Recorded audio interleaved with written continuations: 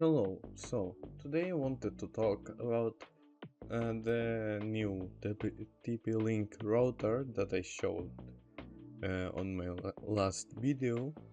So it has this USB port,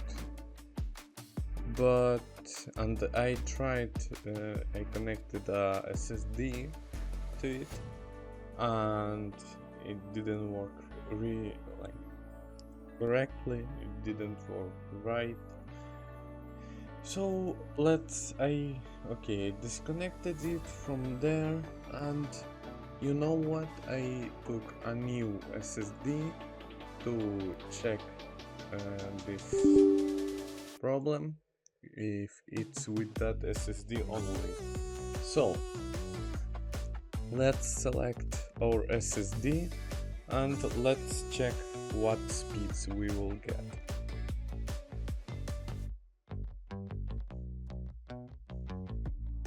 So we got the speeds of 461 read and 436 write. Let's try connecting it to the router. Okay, I connected the SSD. So by the name you can see that it's not the same that was before. It's a new SSD. It's crucial, if I'm not. It's a crucial SSD. It's like an internal SSD in a case. So now let's connect to the share.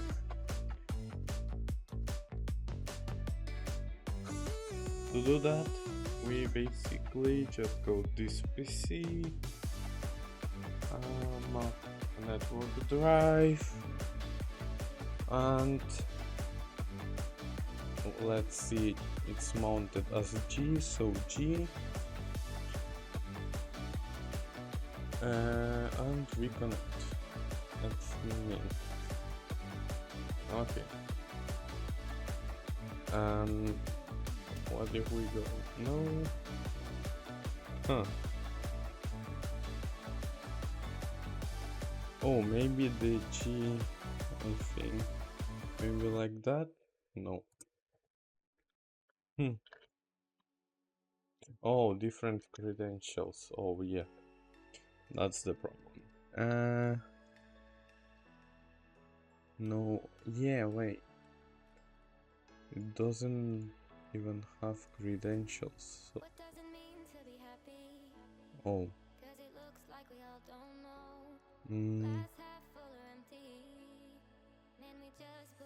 Let's enable secure sharing because it won't work without it. Now I got it. No. Okay. So, since we can't use crystal disk mark on a network drive, if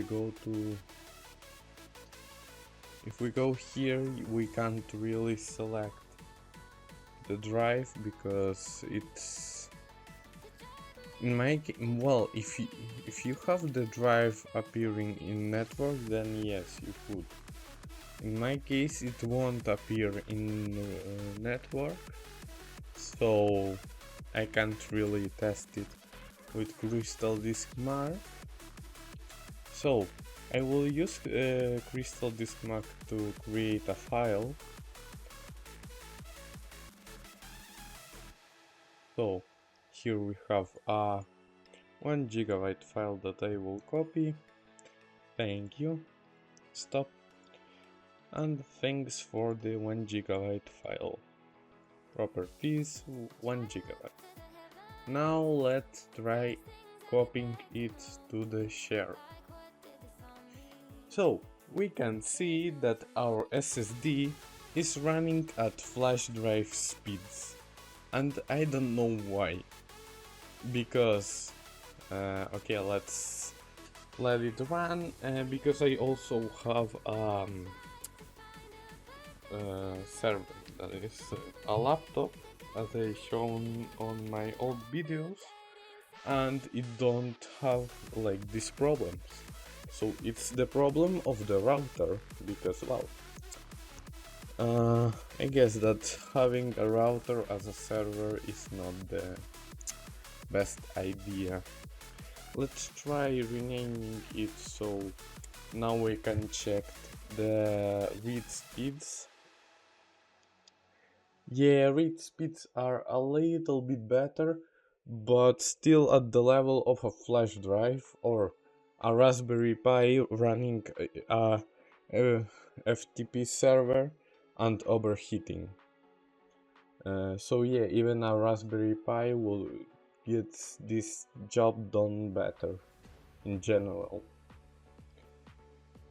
So yeah, let's try now connecting it to my server. For that I will need to pause again, and I'll see you in a few seconds. Okay, I enabled sharing for this folder. We can now disconnect this. Okay, it will make the Explorer crash.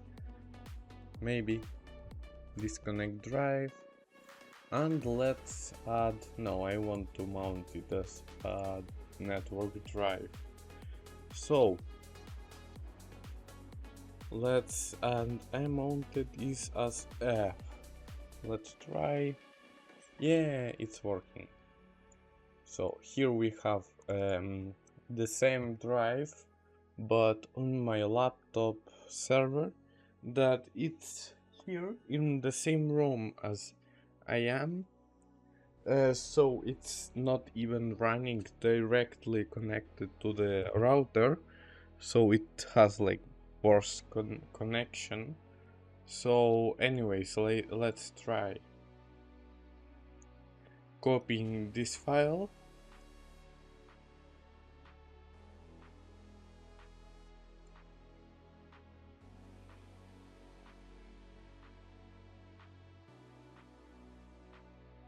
So as you can see, it's not the best like speed, but it's a lot better than running this SSD connected to the router.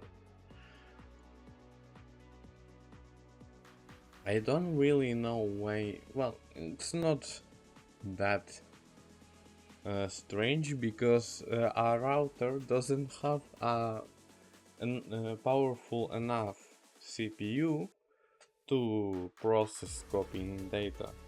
And also, if you wonder, maybe it's because the connection thing, that if I'm connected to my server, that means I'm like sending from one laptop to the repeater, then to the router, then from the router to the repeater and to the server, so it has like a longer path to go to the server than from to the router if we connect it to the USB that's on the router. So yeah, it's just that this router it's not meant to be Samba or FTP or whatever server. So yeah, that's a little expansion to my last video. So if you expect buying this like router to use it as a FTP or Samba server, I can't recommend it as like in that use case. So yeah, thank you for watching, see you next time.